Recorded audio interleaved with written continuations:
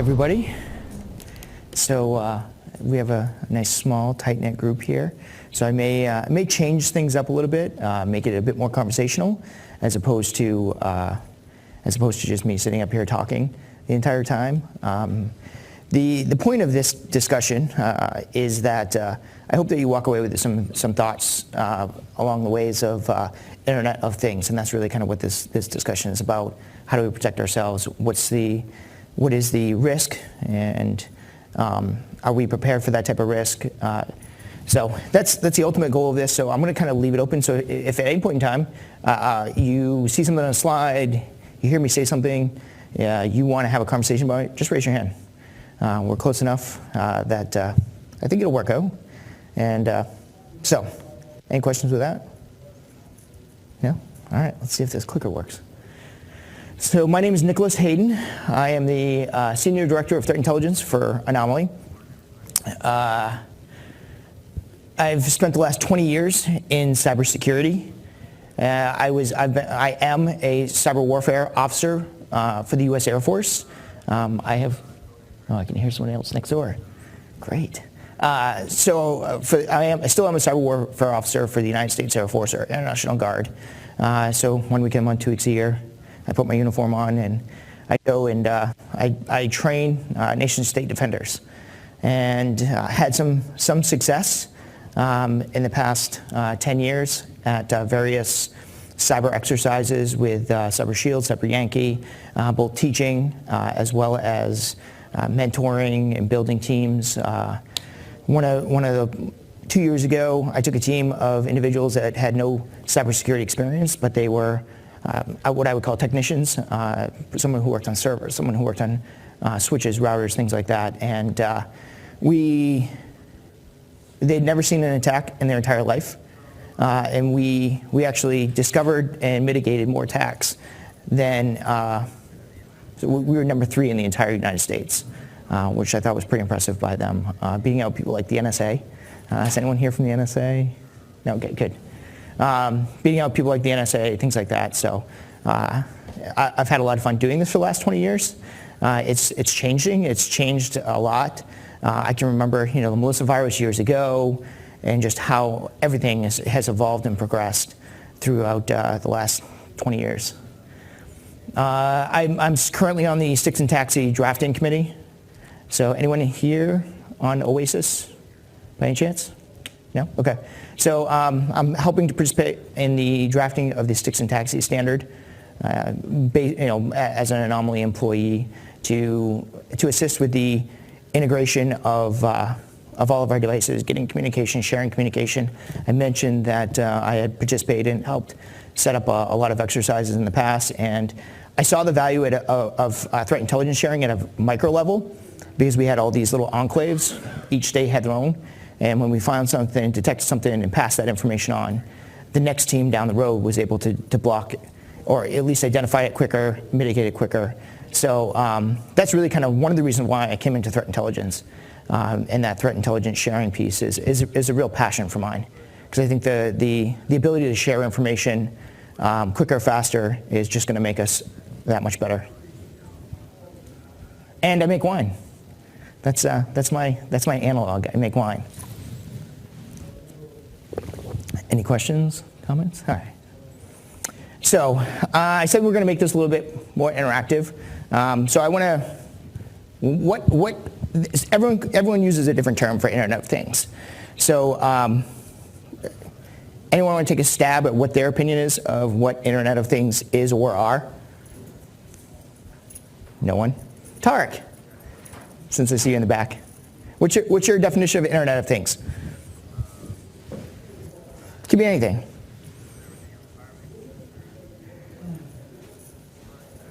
Yes, sir. Think of consumer devices which connect to somebody's management, which is out somewhere on the internet. You have no control over it. It's under some other member's control. Excellent. Yep, absolutely. A lot of little micro devices, Apple Watches, Fitbits, cameras, door locks, heart monitors. I mean, you name it. It's any little device, or any device, technically speaking, that connects out to the internet. Nest thermostats, smoke alarms, things like that. It's pretty scary what's going on in our lives and what we're making connected to the internet, what we're sending out for information, and what other people also could potentially have access to. I think some of the even scarier pieces are medical devices, heart monitors, life support. I know there are years and years ago when I was helping with a fiber network, one doctor from one location was trying to set up a pipeline to another location, and so that they could monitor their patient's life support. So we're transmitting that information, and they actually had the ability to silence alarms, things like that, remotely. So it's pretty scary. The other scary piece is, so I spent a large portion of my career in the critical infrastructure space inside in the energy sector, helping with NERC SIP version 5 and 6, helping to write them, helping to design the first industrial control system firewall, things like that. So there's not a large difference between the devices that we have inside of our home and the devices that we have that are supporting our critical infrastructure. So my question is, we have all these devices out there, and we're all beaconing information. We're all sending information. I mean, every one of you right now has a cell phone on you. You're beaconing information in this room. You can throw up a sniffer and you can see half of you what your home wireless networks are. It's crazy. But is there a risk to that? Anyone want to take a stab? Yes? Yeah? Yeah? Why? Because that makes it hackable. If you're sending information out, absolutely. It can either be intercepted, it can be manipulated, or if there's a control aspect to it, it could be control. A couple slides ago I mentioned the Nest smoke detector, right? So what if somebody just silences the alarm on you? Because you can do that from your phone, right? You have that control. So here I am in my home, nice and cozy. I got my wood stove running, go to bed, and I wake up and my whole house is in a blaze and the alarms never went off. It's scary. It really is scary. Is there a risk? Yeah, absolutely. Anytime you connect a device, anytime you connect anything externally, anytime you're sharing information, I think there is a risk. So I mentioned a little bit about the smoke alarm. Another one, if this plays. Oh, I don't think we have audio. Okay, so anyway, we apparently don't have audio with the computer, but so this is a live news story where somebody hacked a baby camera, and so somebody else was sitting there looking at a baby, and they were actually screaming at the baby while the baby was sleeping. And now, being a parent, that freaks me out. I mean, we have this protective nature to take care of our children. And, by me wanting to see my children when I'm away, I'm putting them at risk. I mean, I think, again, I'm paraphrasing from this video, but, the child woke up screaming, had nightmares, things like that, of course. And the other thing is that's also an identifier to know if someone's home or not. Because if the baby's there, then someone's going to be there. If the baby's not there, it's a good indication that someone's not home.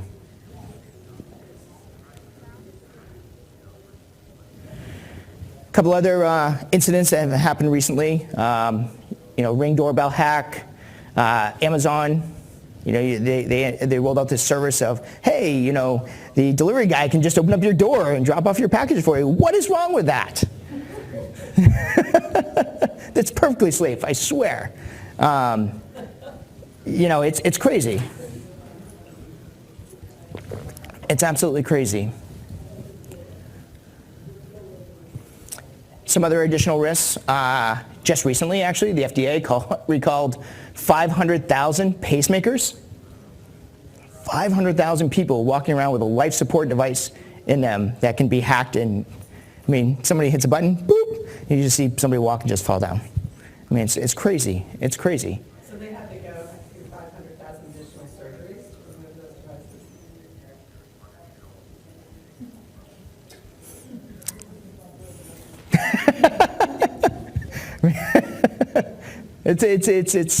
It's crazy. 500,000 heart surgeries. Right, and those people probably aren't in particularly good shape to have additional unnecessary surgery. Yep. But all because we want to have the convenience and availability of being able to monitor somebody's condition. The other threat to Internet of Things is most of them are one and done. One and done, not dumb, could be dumb. One and done. So when you put them out there, when you deploy them, wherever you're going, you deploy them into somebody's chest. It's not like you have a cord that comes out and says, oh, excuse me, I need to do a firmware update, and you sit there and tap around. So it causes a security risk. I mean, we see every day all the different vulnerabilities that are out there that affect all these different devices, because no one can write the perfect code. And even someone who does write the perfect code, they're using a library that isn't written perfectly. It's impossible. So it's absolutely impossible. So there is always going to be vulnerabilities, but we don't update these devices. We can't. A lot of times we can't update these devices. So it causes a challenge. You can't do vulnerability management on them, so you can't secure them. So there's a risk. The other piece to that is, how many heart monitors can you install antivirus software on? I don't know too many. It'd be pretty cool. Oh yeah, you have the flu, and it kicks the information back out to you. That's right, antivirus. It just takes care of it for you.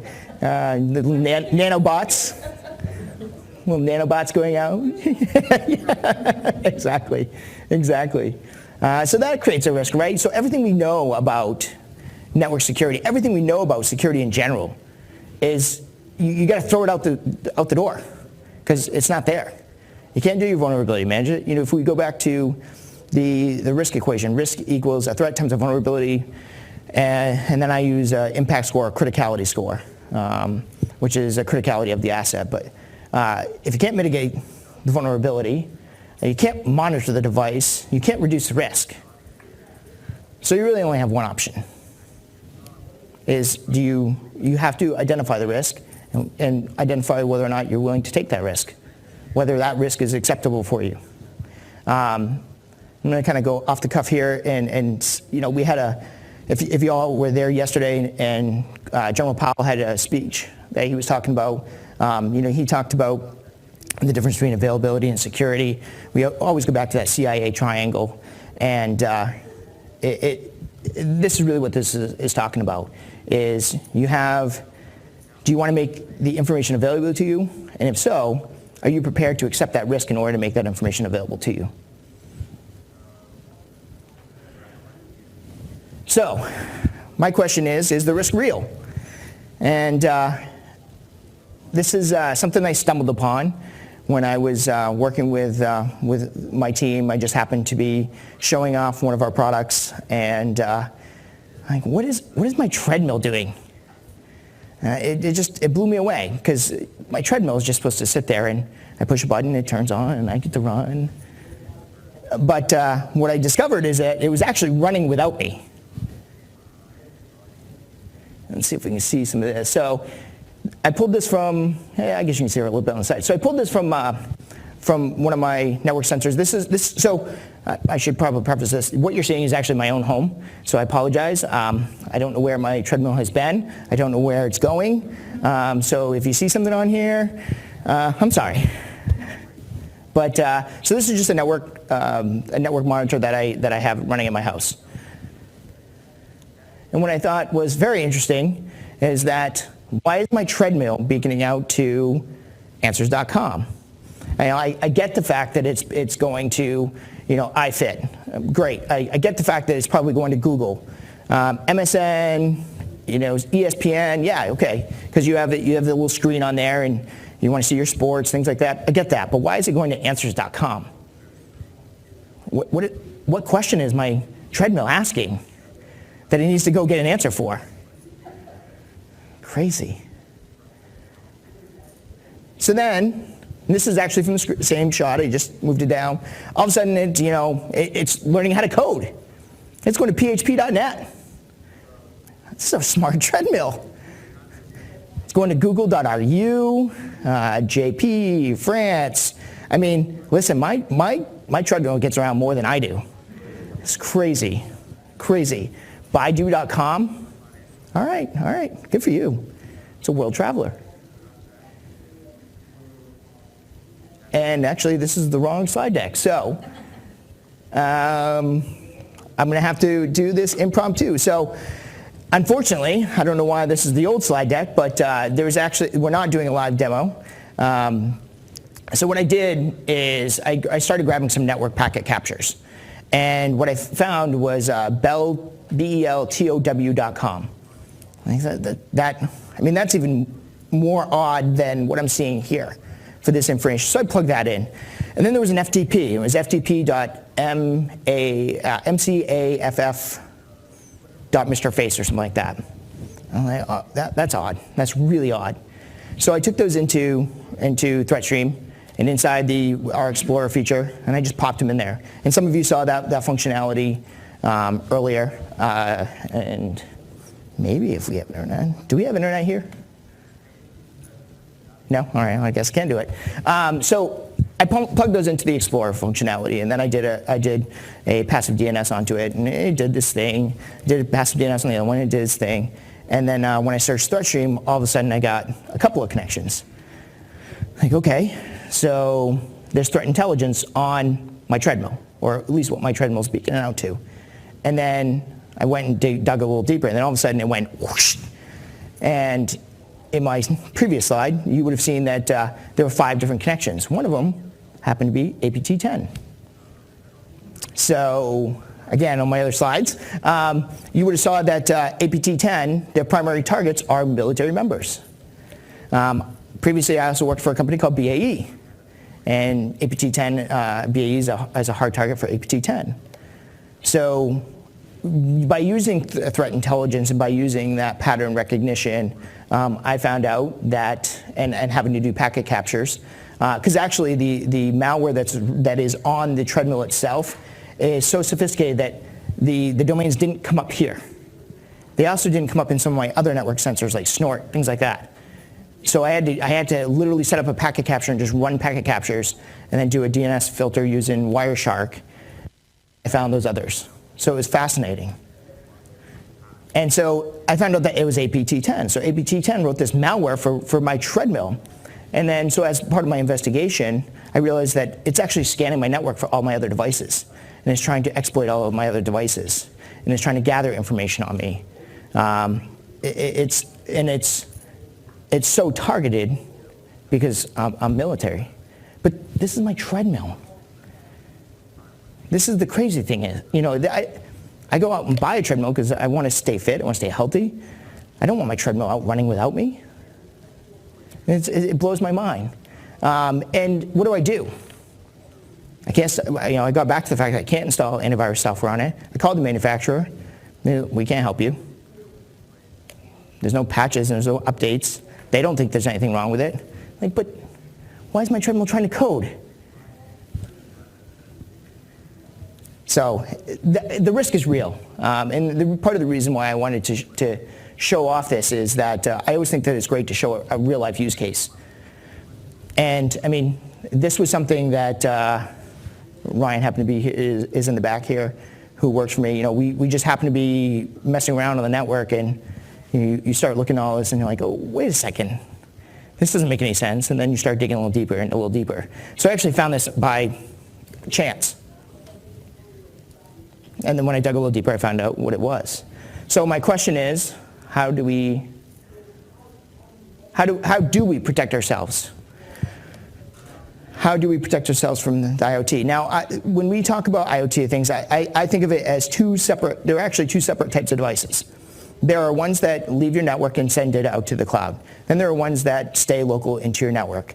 So if you have just local wireless access, you can access what you want to. So like network attached storage devices. Maybe you want to stream iTunes from your local computer to your phone or to your Apple TV or things like that. So there are the ones that communicate inside the network, and then there are the ones that communicate outside the network. And those are really kind of the two separate, I like to put them in two separate buckets in terms of Internet of Things.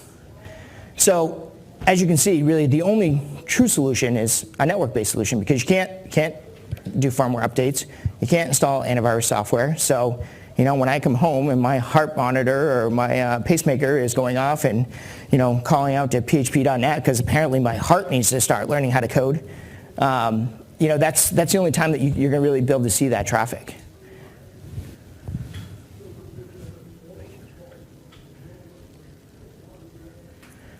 So the approach that I propose, and it's the same approach that I used years ago, and it really hasn't changed, and I mentioned this about the critical infrastructure, is that you have to take a network-based approach. You have to utilize threat intelligence. You have to utilize the information that you do have in order to develop a defense in-depth strategy. So you have to whitelist. You can set it on a separate network. So most of our home wireless devices, most of our business devices have the capability of creating guest networks. So if the device leaves your network, that's great. Just put it on a guest network and go that way. So at least it's not spying on the rest of the stuff that's in your network, but it's not preventing someone from spying on you. So that's only one type of mitigation risk. The other one is trying to block it, trying to whitelist.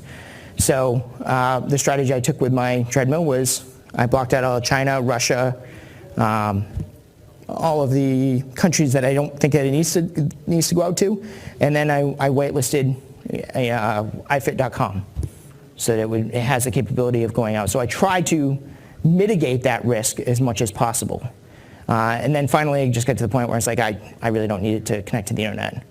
So I can't download my Google Maps when I go for runs now. But again, that's, it goes back to what I was talking about in terms of availability and risk.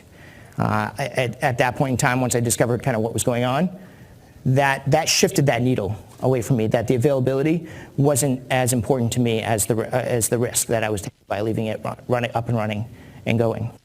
So that's a solution for the treadmill, but not for the pacemaker. You're right. You're right. Yep.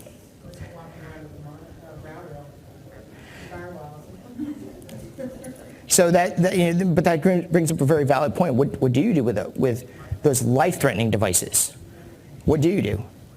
So, and it has to go back to identifying what the device is, where it should be going, and I think the only way you really can do it is a network-based solution. And we did the same thing back in the critical infrastructure days, where many of you have probably heard of this, called waterfall firewalls, where the data only goes one direction. So that no one can get into so the information is leaving the network, but but you can't control, so someone can't just push a button and knock out, like something like the Super Bowl a couple years ago with a button. Things like that. So there are, any solution that we have for these devices are really just network-based. That's it. So, the one thing that I kind of want to leave you here, and I started up, and this, I'm glad that General Powell, came up with this, is you really have to adjust what your risk threshold is. Is that Nest device that you have at your home, at your office, is that pacemaker, that particular pacemaker, the one that you want, the one that you need, the one that you feel is going to make you feel secure? After seeing the FDA recall 500,000 pacemakers, I'd be maybe a little skeptical about getting an internet-connected pacemaker. But again, it goes back to security over convenience. Maybe that person has such a life-threatening disease that they need to have an on-call medical physician right there and then. Okay, well, the availability now outweighs the risk of somebody exploiting it, maybe? So I really wish that for some reason my other slide deck was here, but so I could have actually showed you the technical piece to it. Any questions at all? Yes, go ahead. Other presentations have talked about internet-connected valves for girls, cribs for babies. But the big one we're talking about right now are all these Google Home, Echo, Spot devices. Any comments about all these smart devices now that are listening to us? They are dirty. They are dirty, dirty devices.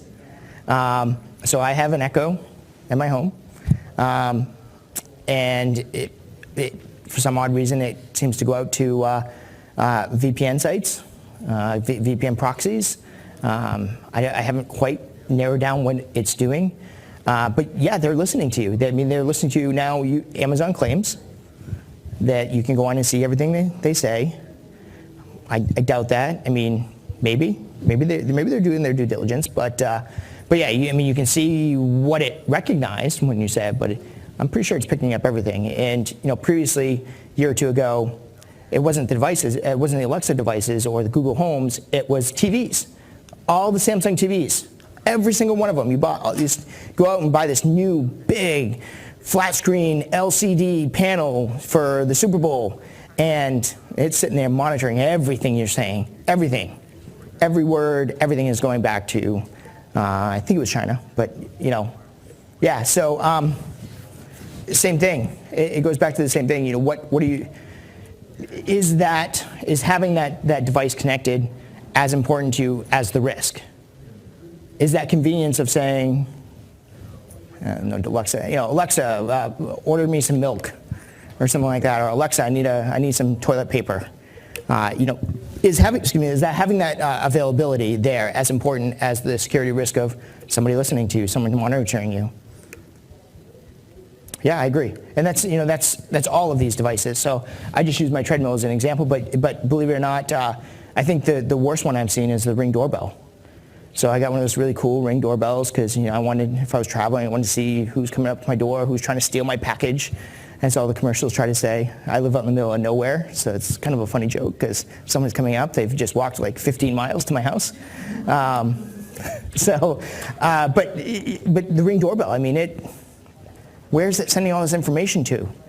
And it seems to change, and it's never, so I can't whitelist it. So at that point, I had to pull it out of my house and not use it because I couldn't trust it.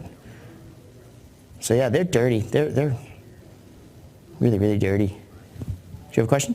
Yeah. Comment? It's going to be a bit of a weird one. Okay, I like weird ones. The data piece. Yes. I'm really interested in, so the Internet of Things is obviously contributing to the amount of data that can be collected. And data, on the one hand, obviously, we are worried about the privacy issues. Another security kind of consideration for me is artificial intelligence, for example, and the future of artificial intelligence, and the need for data to train the algorithms for artificial intelligence. Okay. And so, is there something in a similar threat by not producing data, so that, for example, the US requires the massive data in order to advance in an area that if the US doesn't, China might or is, and other countries aren't. And the contribution to that as a citizen is a potentially good thing. And that's what I mean. It sounds weird, but Okay, so if I'm hearing you, you're saying that the collection of the data for the purpose of assisting machine learning languages in order to help automate defenses, or at least gain enough information inside the intelligence community. so I think there's two things to, for example, if I say our, or the US or the Western kind of advance in artificial intelligence, the data that can be collected and also the hardware is what can support that progress. But I feel like a security consideration for the future in terms of which countries advance the fastest, at the fastest rate. And so China obviously being completely sophisticated in this area and more controlled, citizens can give out their data in a way that we might not. And so I'm personally up for not being connected, nor talking to many people I should go through. But is there something there in terms of, do we need to be contributing data in a way that we didn't usually? Okay, so I'm going to change your question a little bit and tell me if I'm wrong, but I'm going to flip it. And so the heart monitor, right? So we're going to take that data from the heart monitor. Maybe it helps us break through, gather enough information to make a breakthrough in cardiology. So is this kind of the same lines? So that data is valuable. That's one use case. So it could, that information that is gathered, that is being gotten, that is being received rather from these devices, could potentially save millions and millions of people's lives down the road. So again, so is that risk worth it, or is it not? And I think that if that's, I'm kind of twisting it, but is that kind of the same concept of what you're what you're saying? Yeah, I'm kind of, it's almost like putting a rock and roll case in my head. Okay. There's a risk, obviously, to everybody, and individuals, if they are going to be connected in a way that they're not used to, and data that they're sending out, pacemaker data and stuff like that. But there's also the strategic risk of if we're not connected, if we're not sending data, if we're not allowing that process to take place as a society, we're kind of falling behind other countries. Does that make sense? Like, kind of, Yeah. and it sounds, No, it's a theoretical problem. Yeah, I mean, it is a real problem, and there's a risk reward that comes with that. I think you bring up a very valuable point, one that I didn't think of. But I think ultimately what it amounts to is most of the IoT devices, most of them tend to be in our homes, not so much outside. We do have them in the offices. I know a lot of, I can see the thermostat back there. I guarantee you that it's probably a Honeywell, and it's probably connected to one of the control systems here for the HVAC. I guarantee you that's connected. So yes, there are some, but majority of the IoT of things that we generally think of IoT things tend to be home-based. So I think the question is personally you have to identify, is the risk worth it for you? Is releasing that information worth it to you? What's your opinion? And you need to think about the level of risk and understand, truly when you're buying these devices, it's cool, it's shiny, it's the new shiny. I got to have it, as a lot of us, kind of tend to be. But at the end of the day, stop and think about what it's doing, what it's giving you for information, where that information is going, and know that, as we talked about earlier today, it's a risk. It's a risk every time you send that information out. It's a risk giving someone that control of that information. Do you want to be an advocate to sharing that information with the world? I think that it kind of really has to. You have to self-reflect on that one and think about it. so like, I mean, I'm sorry to move on, but have you seen the piece on the social credit system in China? I have not. Where everything you do, you buy, where you go, it kind of creates a credit score. That if you're not considered to be a good citizen, it limits your travel, it limits your ability to, for example, buy a house and do other things. It's an incredible development. But what should continue with a model citizen versus somebody who's considered not to be a model citizen. And model citizens are totally open to everything about their lives being shared in a way that I thought was quite remarkable versus obviously the person who wasn't open to the model system who Right. being wrongly associated with owing money, for example, who owed money. Is that I would say that probably in that case, that is an extreme. I hope that the U.S. never gets to that point with information sharing. I'm sure that we are. Anyone here, honestly, anyone here who's related to a foreign national, has contact with someone with a foreign national, everything you do is recorded, point blank. Doesn't matter what you're doing, doesn't matter where you are, it's all being recorded, just so you know. Full disclosure. And I know that because my wife happens to be a Norwegian citizen, so I know what information is being captured and stored on me. But yeah, I think that what you're talking about with the China situation is really an ethical situation. What's the purpose of getting all that information? Why? It sounds like control more so than anything else. So the model citizen is going to pay a deposit for a house. She doesn't have to pay a deposit for lots of things. They get access to like the best. There are rewards. Yeah, That's incredible. yeah. And you see that in the internet. Did you have a question? Comment? I just, as this conversation is occurring to me, most everyone who's here is involved in cybersecurity in a B2B environment, right? Yep. And really, I'm thinking more about when are the threat intelligence and other kinds of cybersecurity tools that we create and use in our businesses, when can that get down to the consumer level? Because we don't really have access at the consumer level to track pacemakers and treadmills and doorbells and whatever. You know what I mean? Absolutely, yeah. And it seems like there would be a demand for that. yep, and historically that's exactly what we've seen. Antivirus software, firewalls, We've seen these firewalls. They were all corporate things. You didn't have a firewall in your home. I still had my 24 kb modem. Antivirus software, things like that. Host-based firewalls, network-based firewalls, routers. I mean, we didn't have routers. Now you have routers with firewalls built into them at the home level. So yes, I think you're right in that. In fact, you're starting to see that. Apologize, I'm drawing a blank, but there's a little device you can get for your home that supposedly blocks everything, all the bad stuff. You don't have to do anything. You just plug it in. It's listed. The Symantec group had it as one enterprises. Okay. What it's called. Yeah. It's just like a little box that you plug in, and it's like almost like an IPS IDS that just handles it all. Disney came up with one. You can put a Disney device in so that you can monitor your kids' activity. You can shut the network off, things like that. So to bring this back around to what you're saying, I think that threat intelligence in the next couple of years is going to trickle down to consumer-based devices.